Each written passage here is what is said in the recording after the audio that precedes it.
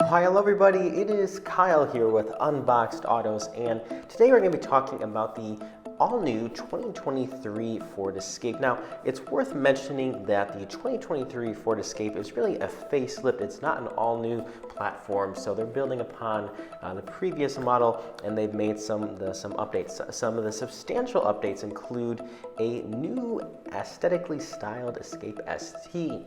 Now, that's meant to be sportier, as you can see here in the video. We're looking here at the all-new ST line. Features a new interior, updated interior, I should say, not all new. They have this new black mesh grille, which runs across the front. We have an all-new LED light bar in the grille there up front. The rear of the vehicle doesn't see a ton of styling updates, but they are slightly updated LEDs. It looks nice, but the profile of the vehicle remains the same. And this is such an incredibly compact competitive segment. We have so many great offerings from Honda, from Kia, from Hyundai, from Toyota. So it's really important that Ford, really keeps the Escape competitive. And I'm just not sure if they've been able to do that here with the all-new Escape. Now, in terms of what it does have, of course, the styling's relative. It's a decent-looking vehicle. I don't think it's really out there wowing anybody, but yet, it looks nice. It does, have a slightly updated interior.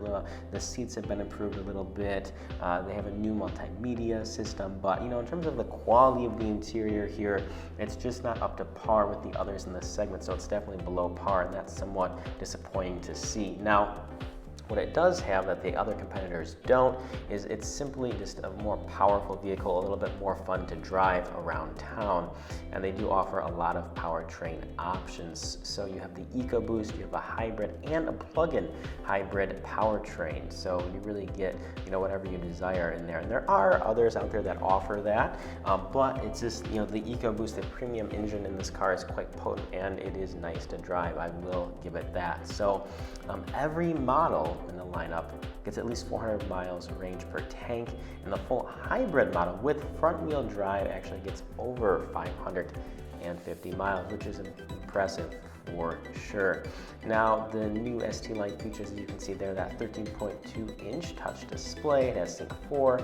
It's a good system. It's very responsive, so nothing to complain about there. It has of course, the second row has actually more legroom than the Toyota Sequoia, which is a very large vehicle. So pretty spacious interior there in terms of legroom. The hybrid and plug-in hybrid engine choices are, of course, a nice feature. Now, the ST line offers a 1.5-liter EcoBoost engine, 180 horsepower front-wheel drive or available all-wheel drive, as well as a hybrid option with front-wheel drive. So you can choose either there. Now, the ST line Select and Elite both offer the more potent 2-liter EcoBoost engine with 250 horsepower and standard all-wheel drive plus an available hybrid option. Now, that 250 horsepower 2-liter EcoBoost is that upgraded engine, and it really is, pretty potent and fun to drive in terms of power and responsiveness. So if driving more athletically is something that you desire, then this perhaps is not a bad option for you. It also does have pretty decent automatic transmission in terms of it's not a CVT, which I do like. Now, that's for this engine. There is a CVT, of course, on the hybrid plug-in hybrid option there.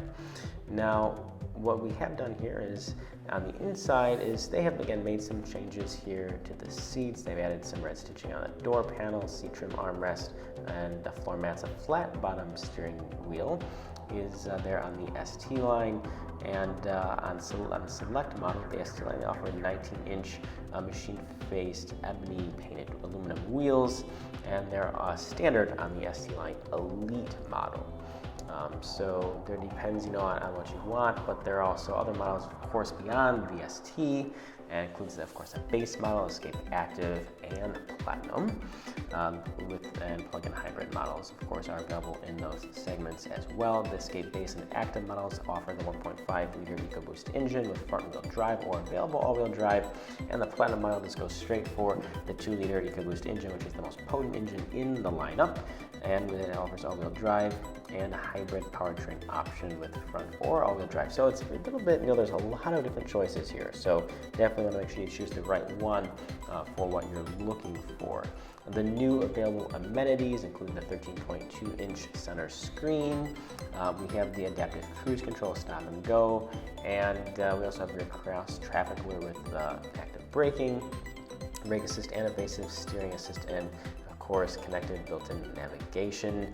Other amenities, of course, are the continued from previous model 12.3-inch digital instrument cluster, which looks nice. It's a nice instrument cluster, and a 360-degree view camera, which I do like, and the wireless charging pad. So, definitely a lot of updates, a fair amount of updates here. Again, it's not an all-new version of the Escape, but it does have some notable updates, and I'm sure it's going to continue to be a good seller, but really it does make you sort of question, what is the Escape offering me above other competitors from Kia, Hyundai, that are going to offer a more premium interior for less money.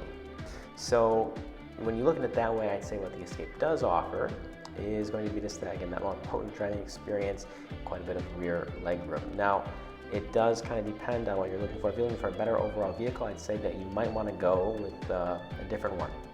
Not from the Ford brand. I'd say Hyundai or Kia is going to be your top choice. But if driving dynamics are super important to you, then I would probably stick here with the Ford Escape. Well, that's all I have for you guys today. Please feel free to drop any questions in